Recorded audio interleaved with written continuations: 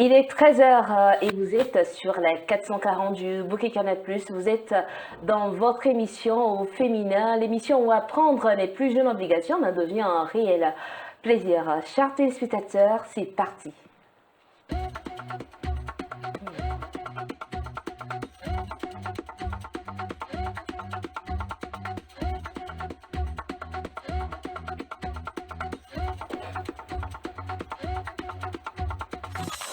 Réussir pour un jeune en Afrique, est-ce possible? Bienvenue dans cette deuxième partie et nous sommes sur ce plateau avec nos invités, Hissène Hassan Brahim, président de la communauté tchadienne au Togo, et Sarah Bedi, entrepreneur Miss Bedi. Alors, prêt pour cette deuxième partie? Oui. Alors, on parlait d'entreprendre, on parlait aussi d'entourage. Vous nous avez expliqué que quand vous étiez dans le cheminement, on se moquait de vous parce que vous avez une ou deux personnes en live et tout, et qu'on ne vous a pas vraiment encouragé. Oui, c'est ça. N'est-ce pas? Oui. Alors, si on n'encourage pas, si la famille, le cocon familial n'encourage pas, est-ce que vraiment cette vision sera portée à bout?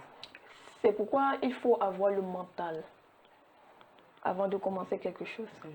Il faut forger son mental. Les gens ne sont pas obligés de vous soutenir dans ce que vous faites. Donc quand le soutien n'y est pas, Oui.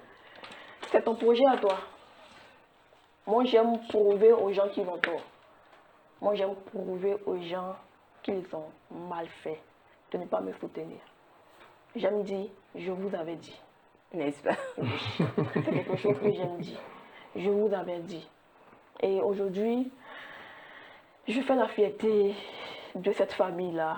Je fais la fierté de mes parents, de mes soeurs, de mes frères, qui autrefois riaient un peu, mais je crois qu'aujourd'hui, ils sont fiers de moi. Mais il faut avoir le mental, il faut avoir le courage. Même si autour de toi, parmi tes amis, je vois des jeunes aujourd'hui qui se plaignent que non, j'ai commencé mon business, j'ai pas eu le soutien. Personne ne me soutient, Oui. même les proches n'achètent pas. Ouais. On ne publie pas, on ne partage Exactement. pas, on ne republie pas. Moi, je dis toujours, quand vous commencez un business, oubliez même ceux qui sont autour de vous. Déjà, quand vous commencez quelque chose, sachez que vous êtes seul. Mettez-vous en tête que vous êtes seul.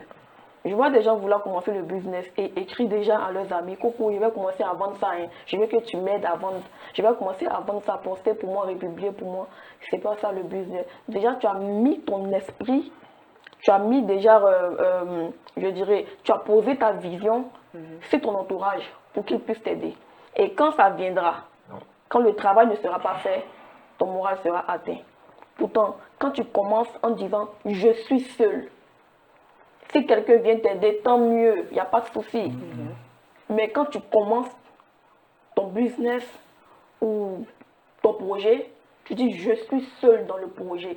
Déjà, quand tu as cet esprit de je suis seul, je ne sais pas comment vous le dire, mais il n'y a rien qui te surprend. Il n'y a rien qui t'arrête. Parce que c'est comme quelqu'un qui va en guerre seul. Quelqu'un qui va en guerre accompagné et quelqu'un qui va en guerre seul. C'est pas la même chose. Quelqu'un qui va en guerre accompagné, il n'a pas l'énergie qu'il faut parce qu'il compte un peu sur les gens autour de lui pour le protéger quand les coups vont venir. Mais quelqu'un qui va seul, c'est-à-dire qu'il a l'énergie de 100 personnes en lui. Donc, si un côté est touché, l'énergie qui est à côté là, il va prendre ça pour remplacer le côté qui est touché. C'est comme ça. Donc, il faut avoir le mental que tu vas en guerre seul. L'objectif là, tu es seul dessus et tu vas l'atteindre. Mais, il y a un piège derrière. Ah, bien sûr. Parce que généralement, quand des gens s'en vont seuls sur leur projet, quand le projet réussit, il y a quelque chose qu'ils ont dans le cœur. Que personne ne m'a accompagné, j'ai réussi tout seul. Et ils gardent rancune contre les gens qui se sont moqués. Non. Il y en a qui sont nés pour être accompagnés. Il y en a qui sont nés pour aller seul sur le terrain. C'est comme ça pour moi. Donc, si je fais seul, ça marche, il va partager avec ceux qui ne m'ont pas aidé. Pas forcément partager, non, pas forcément partager, mais tu ne dois pas avoir ce truc-là, ce sentiment-là en toi de dire que parce que j'ai réussi seul, donc je ne veux pas quelqu'un autour de moi, je ne veux pas quelqu'un. Tu as réussi seul, mais tu as réussi quand même. Donc il faut que, c'est comme miel. Quand il y a miel quelque il y a part, beaucoup il y a beaucoup d'abeilles. de mouches. Ils vont venir. Donc, il ne faudrait pas avoir un sentiment de haine. Voilà, c'est un peu ça. Oui, Sarah, Oui. ce qu'elle dit, vraiment, c'est profond. Aujourd'hui, il y a beaucoup de jeunes entrepreneurs, quand ils réussissent, ils ont cette haine-là. Mais or, quand tu veux réussir et être grand, il faut toujours, ceux qui ne t'ont pas accompagné là, deviennent encore l'employé de certaines entreprises que tu as créées. C'est ça. Et tu deviens maintenant comme les grandes firmes. C'est ça. D'accord, maintenant quel comportement je dois avoir vis-à-vis de ces personnes-là, peut-être les membres de ma famille qui ne m'ont pas accompagné, qui ne m'ont pas soutenu, mon entourage, ils n'ont pas partagé, ils n'ont pas acheté et tout. Maintenant, quelle attitude je dois avoir envers ces personnes-là? Est-ce que, bon, je dois laisser, bon, c'est la vie, ça m'a permis d'évoluer ou comment est-ce que je dois réagir vis-à-vis de ces personnes dans ma réussite? C'est normal en fait. C'est normal. Si quelqu'un vient vers toi pour te raconter un problème ou je sais pas, parce qu'il a vu que tu as réussi, il veut que tu l'aides sur quelque chose, si tu peux l'aider, tu le fais. Non, ce que Linda dit, c'est un vrai Africain. Hein. Aujourd'hui, quand le jeune, quand il veut réussir, il y a un petit handicap, il accuse ceux qui ne l'ont pas accompagné. Ça, c'est automatique. Il se dit que, ah, quand je réussissais là, la qui épouse de ma maman, elle mettait de l'eau devant la porte que j'ai traversée et puis c'est ça là qui crée mon handicap. Ça, c'est pire africain. Hein? Et ça existe dans nos cultures, dans les différentes cultures africaines, ça existe. Parfois même, on cherche même à accuser la grand-mère qui est décédée il y a de cela quelques temps parce qu'elle n'a pas béni le papa pour que moi je vienne au monde et je réussis. Ça aussi, il y a des jeunes qui accusent ça. Mais je dis, tout ça, c'est archi faux. C'est archi faux. Lorsque tu réussis et tu veux vraiment briller, ceux qui te disent que tu n'es pas bon, n'empêche, emploie-les. Qui deviennent tes employés dans ton entreprise. Et ils vont se dire quoi? Pourquoi lui il a réussi? Il n'arrive même pas à te faire du mal. C'est ça.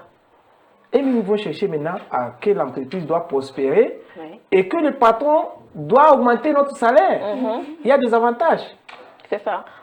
Mais cet amour-là, peu des sociétés africaines ont ça. Parce que j'ai fait un peu l'Afrique. J'ai de l'Afrique centrale en Afrique de l'Ouest. J'ai vu beaucoup de sociétés, mais certaines sociétés, ils ont cette haine-là, tu ne comprends pas. Même un intellectuel dans la famille, même c'est difficile que l'enfant va aller à l'école pour qu'il devienne bachelier. Il y a ça. Mais pourquoi cette haine, parfois, quand tu te poses la question, tu te dis que c'est dû à la religion, ou c'est dû à cet amour, ou c'est dû à leur culture. Vers la fin, quand tu vois, c'est des esprits sataniques. Comment faire quitter ces gens? Et quand tu vois ces jeunes-là, quand ils réussissent maintenant, le fait de retourner dans son village, même il ne part pas. Il crée notre village, la capitale, là où il est là, ça devient son village, il est là-bas, c'est fini. Il dit quand il va aller au village, là, on risque de le tuer même. Oui, c'est ça. C'est la mentalité, cette mentalité africaine. Nous avons. Et beaucoup des Africains aujourd'hui, quand il part au village, il revient, il a eu un arrêt cardiaque, que lui-même il a mal consommé, là où il a mal positionné, il va dire que non, parce qu'il était au village, on l'a tué. C'est ça, ça c'est la vérité. Déjà, tu as demandé quelle attitude tu dois avoir avec ces personnes-là. Moi, je dirais que, en fait, c'est pas une question d'attitude. Tu dois avoir un amour, l'amour naturel en toi. Moi, je prends beaucoup d'exemples sur moi parce que je n'aime pas beaucoup parler des gens. J'aime parler de mon parcours. Je vais prendre un exemple. Quand moi j'ai commencé le business en 2023, j'avais commencé à la maison avec la connexion et tout. Et quand ça a commencé à faire 1 mois, 2 mois, je commençais à avoir beaucoup de clients. Des gens, parce que c'est la maison familiale avec mes soeurs, nos parents sont décédés, nos 2 parents. Donc on vivait ensemble et en haut de la maison, il y a un grand espace. Donc j'ai pris là-bas pour faire un petit endroit. Et quand ça a commencé à prendre mes vidéos, il y a des gens qui venaient beaucoup à la maison pour commander, pour acheter, pour partir. Et mon frère, mon grand frère direct, il était fâché que des gens viennent trop à la maison. Comme c'est la maison familiale, j'ai dit, bon, donnez-moi un petit endroit devant. Je vais construire une petite boutique. petite boutique comme ça, avec quelques briques vite fait, la toiture et tout. Comme ça, les gens ne vont plus monter. Et je suis en bas, je suis en bas, ils viennent, ils achètent et ils s'en vont. Et quand je voulais faire ça, mon grand frère a dit non, tu vas déformer la maison, pourquoi et tout. Le coin est là, le coin il est vide, il n'y a pas de gens qui utilisent ça. Au lieu de partir louer magasin, c'est dans mes débuts, je ne peux pas louer magasin peut-être 70 000 ou bien 100 000 francs. J'ai dit donne-moi le coin et tout. Mon frère m'a dit non, il ne veut pas. C'est devenu un peu des histoires. Bon, là, mes soeurs ont commencé à voir que ça donnait un peu. Donc, mes soeurs disent, d'accord, il faut prendre le coin. Mais dans le début, il y avait des petites moqueries et tout. Mais quand elles ont commencé à voir qu'effectivement, des gens viennent acheter, des gens voient d'autres petites soeurs sur les réseaux et ils viennent payer. Donc, il faut prendre le coin, tu vas aménager. Mon frère a fait toute une histoire. On a dû s'asseoir, faire des réunions de famille pour accepter. Et quand j'ai fait l'endroit, même pas 6 mois, je suis quittée parce que l'endroit était devenu trop petit. Mais il fallait que je parte louer un endroit beaucoup plus grand et tout. Mais au final, en 2025, début 2025, j'avais ce truc-là dans mon cœur. De se venger. Non, pas la vengeance. Mais c'est resté. Contre mon frère, non. Ça constituait une barrière parce que je partais devant. J'avançais dans les affaires. Mais je sentais quelque chose en moi. Contre le grand frère. Contre le grand frère. Et je sentais que c'était quelque chose, c'était un poids quoi. Parce que c'était la personne qui était censée m'encourager, soutenir sa petite soeur. Tu vois, et j'évoluais mais ça n'allait pas. Je sentais un truc dans mon cœur. Il a fallu que je fasse retour en arrière. C'est vrai que c'est pas lui qui est venu, mais c'est moi qui suis partie. Je suis partie, je lui ai dit, tu vois ta petite soeur est en train de réussir, tout le monde est fier d'elle, les gens parlent d'elle dans la vie. Oublions ce qui s'est passé là. Aujourd'hui, mon frère et moi, on est comme ça. Je ne sais pas comment vous expliquer. On est comme ça. C'est comme si il n'y a jamais eu ça. Non, c'est ça que vous disiez tout de suite, Linda. Cet entourage, souvent, soit ils vont t'aider, soit ils vont t'enfoncer. Et quand toi-même tu utilises ton savoir-faire, tu vas vite arriver.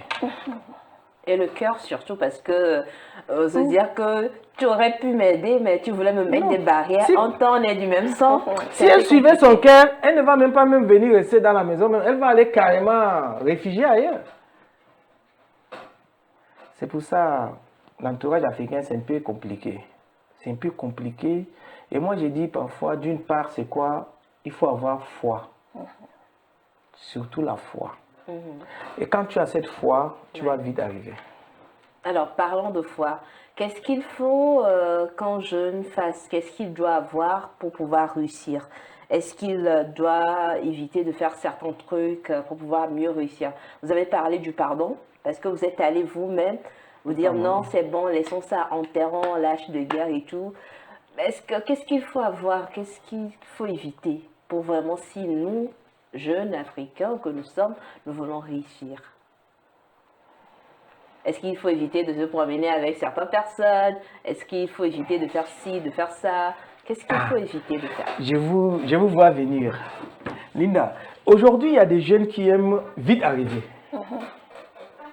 Vite arriver en s'intégrant dans des congrégations, entre guillemets, bizarres. Moi, je dis ça toujours. Tu le vois aujourd'hui, il est avec un petit Corolla, demain avec un Range Rover. Maintenant, son ami va dire que, mais comment lui, là, il est arrivé? Il le suit. Après quelques jours, il a eu un accident, il est mort. On dit qu'on l'a sacrifié. Ça, c'est plein, hein, on entend ça. Oui. On entend. Moi, une fois, j'ai demandé à un ami que j'ai dit, moi, je suis musulman, je ne comprends pas ces trucs-là. Je ne crois pas à ces histoires. Que Ibrahim, ça, là, ça existe. J'ai dit, oh, ça n'existe pas. Il m'a dit, ça existe. Ça existe. Et c'est là-bas, quand je reste, j'ai dit quoi? Que Dieu merci, que je suis né musulman et je crois en mon Dieu et j'arrive là où Dieu m'a mis.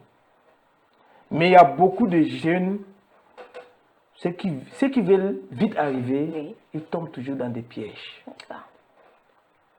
Et dans des pièges, ils perdent vite leur vie. Donc, bref, j'ai dit aux jeunes, c'est quoi? N'ayez pas vite au besoin.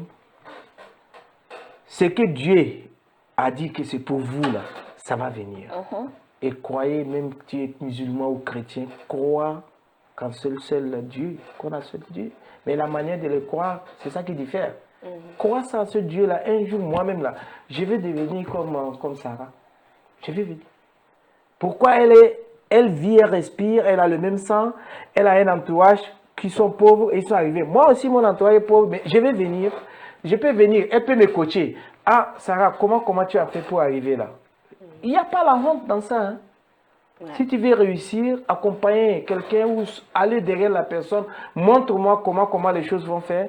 Ils vont te montrer. Beaucoup des hommes d'affaires aujourd'hui, les jeunes entrepreneurs, ils ne sont pas avares, ils montrent. Mais les gens d'avant, certains gens là même, ils cachent ce qu'ils font, c'est à toi d'aller chercher. Mais aujourd'hui, le jeune va te dire quoi? Comme moi, je vends le téléphone, toi tu peux vendre ces accessoires, mais fais ça comme ça. Ouais. Vite fait, ils vont payer. Donc, la porte est ouverte. Aujourd'hui, la porte est immensément ouverte à tout le monde. Il suffit de réfléchir et voir celui-là comment il a évolué. Si tu as le courage de l'aborder, ouais, tu l'abordes et il va te montrer. C'est ça. Alors, Miss Betty, est-ce qu'il faut éviter de faire certains trucs si on veut vraiment, étant jeune, réussir?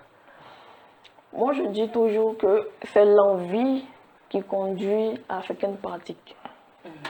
Les jeunes d'aujourd'hui sont beaucoup trop envieux. Il faut prendre quelqu'un pour exemple, mais il ne faut pas envier la personne. Tu envies une personne, tu ne sais pas ses combats, tu ne sais pas son parcours, tu ne sais pas les coups qu'elle a reçus, les blessures, les douleurs. Ouais. Parce que tu envies la personne, tu envies ce qu'elle a. Si on te dit, ok, puisque tu veux ce qu'elle a aujourd'hui, voici le chemin qu'elle a pris, tu répètes le même chemin, tu ne pourras même pas supporter. Un démissionnaire à mi-parcours. Parce que chacun vit normalement sur terre ce qu'il peut supporter. Donc n'enviez pas quelqu'un. Tu vois quelqu'un qui est en train de prospérer dans le business, inspirez-vous des gens. Moi, je m'inspire beaucoup des gens, mais je n'envie pas les gens. Je m'inspire, je prends ce qui est bon. Donc, regardez les gens auxquels vous voulez ressembler. Inspirez-vous, regardez leur manière de faire, de travailler, et puis adaptez cela à votre quotidien. Mais l'envie va vous conduire quelque part, éviter les mauvaises compagnies qui vont dire, bon, passons ici rapidement, on va prendre un raccourci pour arriver.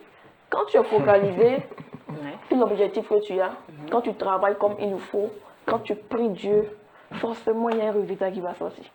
Forcément. C'est normal en fait. Oui. D'accord. Est-ce qu'il faut peut-être prier pour ceux qui sont chrétiens ou musulmans et aussi ceux qui sont animistes? Est-ce qu'il faut être vraiment consacré à son Dieu, à ce que tu sers, le mettre au centre de la réussite? Est-ce que c'est ça qui va te faire réussir? Ça, c'est un débat beaucoup plus profond. Parce que moi, je ne suis pas religieuse. Je ne suis pas trop religieuse. Je suis plutôt spirituelle. Non, c'est ce qu'elle dit, c'est quoi? C'est qu'elle dit, comme tu es spirituel, tu crois dans cet esprit. Oui. Et moi, j'ai dit, je crois en tel. Elle croit, disons, elle est chrétienne, elle croit en Jésus.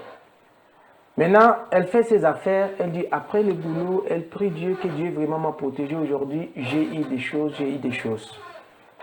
Donc, qu'est-ce qu'on pense pour la jeunesse aujourd'hui de prendre cette voie qui est bon, ou soit on prend ces raccourcis qui est bon? Est-ce qu'il faut mettre ce en quoi on croit au centre de ce qu'on fait, au centre de là où on veut aller, au centre de notre vision? Oui. Est-ce qu'il faut vraiment de la croyance? Parce qu'on voit des gens qui vont... qui prient H24, ils disent non, je prie chaque jour, mais ça ne donne rien, je travaille. On y travaille comme si tout dépend du travail et prie comme si tout dépend de Dieu. Je fais tout cela, mais ça ne marche pas. Non, c'est ce qu'il ne prie pas. Ça, je vous dis. Pourquoi? Parce qu'il doute maintenant sur sa prière. Pourquoi il dit que non, je prie, même ça ne marche pas? Pourquoi? Tant que tu pries, tu ne pries pas pour que ça marche. Non. Tu pries pour toi d'abord, pour que Dieu me protège et m'empêche de mauvaises choses. C'est ça. Tu le pries. Et quand Dieu t'ouvre les portes, il faut vraiment pas le négliger. Il faut croire toujours en lui parce que sans lui, tu ne vas pas arriver là-bas. Donc, tu es une modèle. Tu dis que non, je vais devenir un patron comme Dangote. j'ai pris mon Dieu, Dieu, pardon, Dieu, ouvre-moi les portes, Dieu, éclaire-moi pour que je fasse dans mes affaires, pour que j'arrive Au niveau de Dangote, parce que c'est mon modèle. C'est un modèle que j'inspire. Je devais être comme lui. Donc, dans tes prières, dans tes croyances, un des 4 matins, tu peux arriver là. Et même lui-même, il est arrivé d'où? De nulle part, et il est arrivé là où il est. Ouais, exactement. Donc, croire en Dieu ne met pas ces doutes-là. Parce que je prie, ça ne marche pas. Parce que j'ai fait ça, ça ne marche pas. C'est que toi-même, tu doutes de toi-même. C'est ça. Tu n'as pas confiance en toi. Voilà. D'accord. Moi, je ne sais pas pour les autres, mais moi, je dirais que je suis chrétienne. Ok. Voilà. Et je mets beaucoup Dieu au centre de ce que je fais, au centre de mon business. Quand tu dis que tu mets Dieu au centre de ton business, ça veut dire que tu marches selon tes principes. Tu vois? Quand tu décides de marcher selon les principes de Dieu, c'est-à-dire quel que soit ce qui peut arriver sur ton chemin, quel que soit le type de problème, toi, tu ne trahis pas tes principes. C'est-à-dire tes principes sont conformes à la Bible. Tu marches dedans. Pour moi, c'est ça, mettre Dieu au centre de son business. Bon, Dieu ne peut pas voir tout ça et puis ça va échouer. Et puis il y a aussi un truc où on dit, je ne sais pas si je reformule bien, donne-moi bien le verset, frappez et l'on vous ouvrira. Frappez, demandez, on vous donnera. Oui, frappez et l'on vous ouvrira. Et le dernier, c'est quoi? Demandez, on vous donnera. Cherchez et vous trouverez. Voilà. Donc quand tu finis ça, quand tu finis toute la procédure là, le dernier c'est chercher, demander et l'on vous donnera. Frapper, tu vas demander, on va te donner. Frapper, on va t'ouvrir. C'est-à-dire que c'est une action et quelqu'un doit avoir une réaction. La fin c'est chercher et vous trouverez. Ils n'ont pas dit chercher et quelqu'un trouvera pour toi. Donc quand tu finis de placer Dieu au centre, c'est ça. Tu vas chercher toi-même et tu vas trouver ce que tu dois trouver pour réussir ta vie. Alors, Brahim, Miss Betty, je vous avais dit dès le départ qu'il y aura une surprise à la fin. Vous allez nous dire juste en quelques mots un conseil aux jeunes dans votre langue. Vous êtes ivri dans votre langue et Ibrahim en tchadien. Un conseil à la jeunesse africaine en quelques mots. La partie là, ça sera compliqué. Parce que il n'y a pas de problème. Il faut parler, on va commencer il faut parler par en la langue Ibrahim que tout le monde comprend ça. Non, je ne suis pas que le français. Non. Merci, Shukran Aleki. Ana hasa nugule shunu le jeune al hasa gadin fi Tchad, ou gadin fi l'Afrique, ou gadin fi Togo, ou gadin fi ayi bakan. أي خدمة ده ما عنده إيه نادم بس تخدم تلقى شيء ولا تلقى شغل تعيش فوق ده أخدم بوقتك وتعيش إيه تخدم ده ما لي تقول أنا فلان ده خدم بيجا مشي ده ولا خدم بيجا مشي ده ولا كيكي ولا بلد هجينا ده ما أديله شو كان نشوفه بلدنا دول ونشوفه كم هجينا ونشوفه كيكي دول ما نمشي قدام أي نادم ده خليه يقول شنو أنا بس نبقى سبب لنفسي ونبقى نمشي قدام نخدم نبقى انتربرينور نخدم نبقى كده كده كده كده ما نمشي بس اي يوم نقول حكومه كمان تاني جوز ما نقدر نسوي شيء حكومه كمان تاني كي ما نبقى نسوي شيء كما بيجا كمان خلينا نمشي دار نصارى ما يبقى خلي كلنا نقول في افريقيا جينا ده نخدم ونكاتفو بعدنا بعد لنمشي قدام. شكرا عليك. Shukran Malik, c'est ça? Aïe, shukran Aleki. Shukran Alinke. Allez. Non, c'est français. Pour moi, c'est français. Ébrié, bété. Oui. Pas bété? Bété? Oui, je suis bété, ébrié, mais mes parents m'ont parlé français. Tu n'as pas appris la langue? Non. Les deux langues? Oui, les deux. Pas nous français ivoiriens. Ok. Pas en français ivoirien du Français bon, aussi. Bon, je vais parler français pour que les gens puissent comprendre. Tout le monde va comprendre. Bon, moi, je décide de donner mon conseil en français. Ce que j'ai à dire à une jeune fille qui me suit, c'est d'être déterminée dans tout ce qu'elle fait. Je ne sais pas quel projet ou qu'est-ce que tu as en toi, qu'est-ce que tu as dans la tête. Déjà, si tu as eu assez d'intelligence pour avoir ce projet-là en tête, c'est que tu peux le faire Pourquoi nous n'avons pas eu le projet de Bill Gates? C'est parce que notre main n'arrive pas là-bas encore. Mais dès lors où, étant un être humain, tu as quelque chose en tête, c'est que tu as en toi déjà la capacité de le faire. Donc, il ne faut pas que quelqu'un va se minimiser. Évitez de vous minimiser pour dire, est-ce que moi je peux accomplir ceci, est-ce que moi je peux accomplir cela. On peut tout accomplir dans la vie quand on veut. Donc, soyez déterminés, travaillez, restez focalisés sur votre vision, n'abandonnez pas, je précise, n'abandonnez pas parce que le chemin ne sera pas bon, le chemin ne sera pas lisse. Quand tu vas croiser la difficulté là, il faut doubler d'efforts et puis sauter parce que derrière chaque difficulté, il y a quelque chose de bon qui t'attend. Merci. Merci Ibrahim, Miss Bédi, merci pour ce partage. Et là, nous sommes déjà à la fin de cette émission. Chers téléspectateurs, vouloir c'est pouvoir, pouvoir c'est vouloir. Réussir en Afrique pour un jeune, est-ce possible? La question reste posée. Vous pouvez y répondre dans les commentaires sous nos différentes pages. Merci de votre fidélité. Merci d'être de plus en plus nombreux et nombreuses à nous suivre sur la télévision au sommet. Bye bye.